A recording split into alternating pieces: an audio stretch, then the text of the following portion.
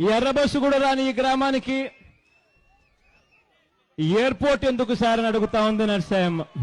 మరొకసారి మళ్ళీ మీ అందరికీ కూడా చెప్తా ఉన్నాం, గట్టిగా పోరాడదాం, గట్టిగా నిలబడదాం. ఇంకొకటి కూడా చెప్తా ఉన్నా, కోర్టుకు కూడా పోదాం, కోర్టులో కేసులు వేసినా కూడా గట్టిగా దీన్ని ఆపే కార్యక్రమం చేద్దాం. ఎట్టి పరిస్థితుల్లోనూ భూములు పోకుండా చేస్తాం. అయినా కూడా చంద్రబాబు నాయుడు గారు పొరపాటున తనకున్న అధికార బలంతో, అధికార మదంతో దుర్వినియోగం చేస్తూ ఏదైనా పొరపాటున మన భూములు లాక్కునే కార్యక్రమం మాత్రం పొరపాటున చంద్రబాబు నాయుడు గారు చేస్తే మాత్రం రానున్న రోజును మన రోజులని మాత్రం చంద్రబాబు నాయుడు గారు కూడా మర్చిపోకూడదు. మనం అందరం కూడా అదే గుర్తుపెట్టుకుందాం. రానున్న మన రోజులు 3 ఏళ్లలో చంద్రబాబు నాయుడు గారి ప్రభుత్వం పడిపోతుంది. చంద్రబాబు నాయుడు గారు బంగాళాఖాతంలో పడే రోజు త్వరలోనే వస్తుంది. వచ్చేది మన ప్రభుత్వం. మళ్ళీ మీ భూములన్నీ కూడా తిరిగి మీకు వెనక్కిస్తామని చెప్పి మాత్రం గట్టిగా మీ అందరికీ హామీ ఇచ్చి చెప్తా ఉన్నా. ఈ పోరాటం ఆగదు. అన్ని రకాలుగా మీకు తోడుగా ఉంటాం. వైఎస్ఆర్ కాంగ్రెస్ పార్టీ ఇంతవరకు కూడా మీకు అన్ని రకాలుగా మద్దతు ఇస్తూ వస్తూ ఉంది. రాబోయే రోజుల్లో ఇంకా ఎక్కువగా మద్దతు ఇస్తాం. అవసరమైతే ధర్నాకు మళ్ళీ రావాల్సి వచ్చినా కూడా నేనైనా రావడానికి కూడా నేను సిద్ధంగా ఉండాలని చెప్పి కూడా మళ్ళీ చెప్తా ఉన్నా. గట్టిగా అందరం కలిసి గట్టిగా పోరాడదాం.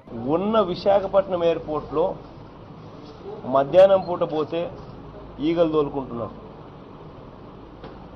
ఆడ ఉన్నది 350 ఎకరాలు. సరే, ఆ 350 ఎకరాలకు ఇంకా అక్కడే ఇంకా చాలా భూమి ఉంది. ఆ భూమి సరిపోతుందా సరిపోదా అన్నది ఫస్ట్ అధ్యయనం చేయండి. సరిపోదు, కనీసం అక్కడ 1000 ఎకరాలు కూడా లేదు కాబట్టి ఖచ్చితంగా వేరే చోటికి పోవాలి అన్న ఆలోచన ఏదైనా ఉన్నప్పుడు అసలు ఫస్ట్ ఎన్ని ఎకరాలు ఉంది అక్కడ? 1283 ఎకరాల్లో చెన్నై ఇంటర్నేషనల్ ఎయిర్పోర్ట్ నడుస్తూ ఉంది.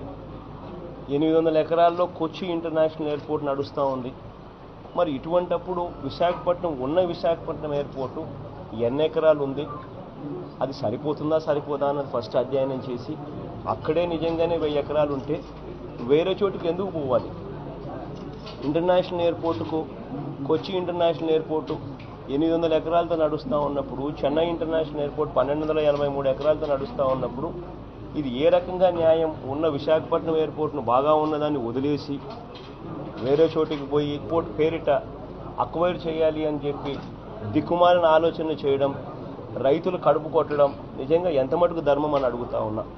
భోగాపురం అనేది భీమిలి నుంచి 5 కిలోమీటర్ల దూరంలో భోగాపురం ఉంది. విశాఖపట్నం నుంచి 25 కిలోమీటర్ల దూరంలో ఉంది.